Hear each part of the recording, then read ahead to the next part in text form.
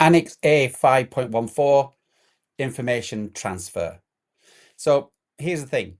Information doesn't just sit there. It moves. It's emailed, it's posted, it's whispered, it's shared. And every time it moves, it's exposed to risk. That's why ISO 27001 has this particular control, which talks about how you handle information transfer. It's all about making sure that what information you have goes somewhere, or when it goes somewhere, it goes there safely. So what does the standard actually require? It states that information transfer rules, procedures, or agreements shall be in place for all types of transfer facilities within the organization and between the organization and other parties. Now, when we talk about information transfer, we mean anything that's being moved between systems, between departments, or between people, and of course, between locations as well. And this is when information is most vulnerable. Think about it for a moment. It can be emailed to the wrong person. It can be copied by mistake. It can be intercepted. It can be lost in transit between one location and another. It can even just be overheard. Typically, when we're talking about information transfer, we're talking about three mediums. The first and most common is, of course, electronic, email, file sharing, cloud, that kind of thing. Of course, we're also talking about physical information as well. Organizations still have physical hard copies. They have files which need to be moved around, whether between departments or between locations. Maybe they need to be posted to clients or to customers. So documents, USBs, archive boxes, envelopes, you name it, physical information. And then the one that many people forget is about verbal. Telephone calls, meetings, hallway chats. So information is being transferred all the time.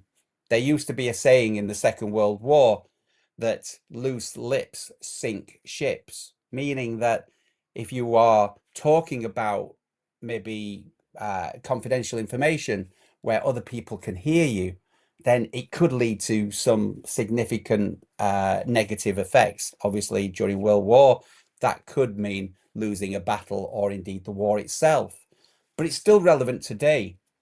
Think for a moment how many times you've sat on a train or in public, sat in a coffee shop and overheard confidential meetings or telephone calls. So when we're talking about what the auditor might be looking for when they come to see you, they want to see that you've thought about this particular area and that it is written down. You need a topic-specific policy on information security transfer or information transfer, sorry. You need procedures that explain how information is moved safely.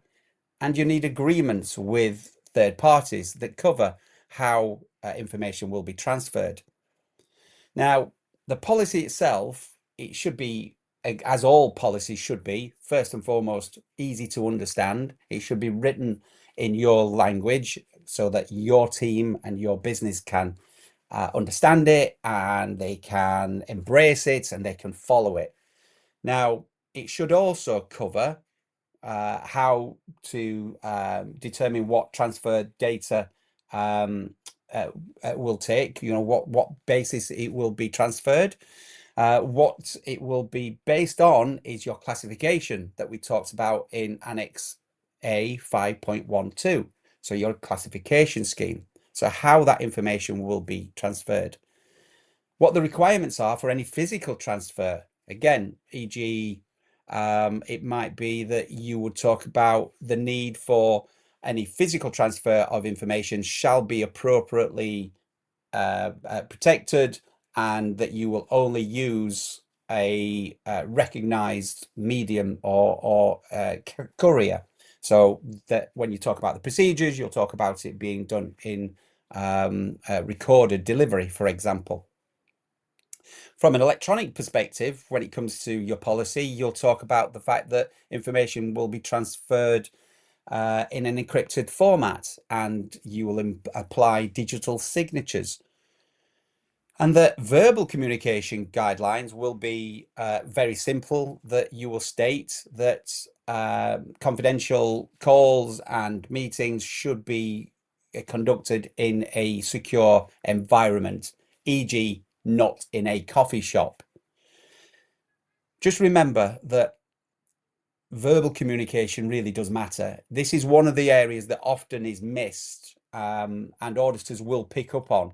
So if you're not talking about payroll, it's about making sure that people aren't talking about payroll data on trains and such. So make sure if that is happening, if people are having HR meetings and customer or client calls and meetings on the train, make it a policy that simply states that company or client confidential calls shall not be taken in public spaces. Your policy needs to be, again, short, statement of fact, and to the point. Your procedures that back up your policy will obviously go into a little bit more detail. They'll talk about email encryption steps. They'll talk about the use of delivery receipts and different couriers that you can use, and logging processes as well. So logging the transfer of maybe physical documents and archive that you need to fill in a certain form or get certain signatures and such, but that's in the procedure, not in the policy. But don't forget your suppliers as well. If they can access information, then you are transferring that information. Believe it or not, when you are transferring information to the cloud, that is still movement of information. You are transferring it. You are still accessing that information from elsewhere. And that's exactly the same as suppliers. So make sure your contracts with suppliers include how that information is transferred and handled. For example, are they accessing your systems directly? Are they allowed to download or export that data? And what encryption are you expecting to put in place? So you need, for this particular control, you need a policy, procedure, and a review of your supplier contracts and such. Now, in terms of the questions that we get, I think I've answered most of them, where people will say, well, is it just one document? Is it one thing that we need to have in place?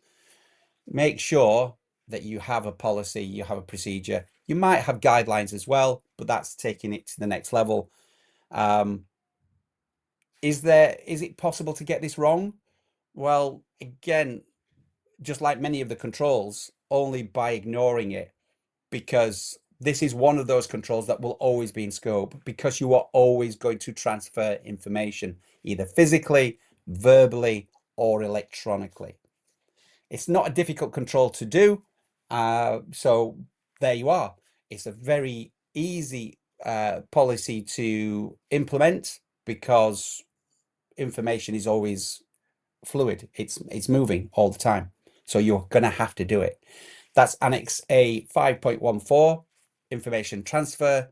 Good luck. We'll see you on the next one.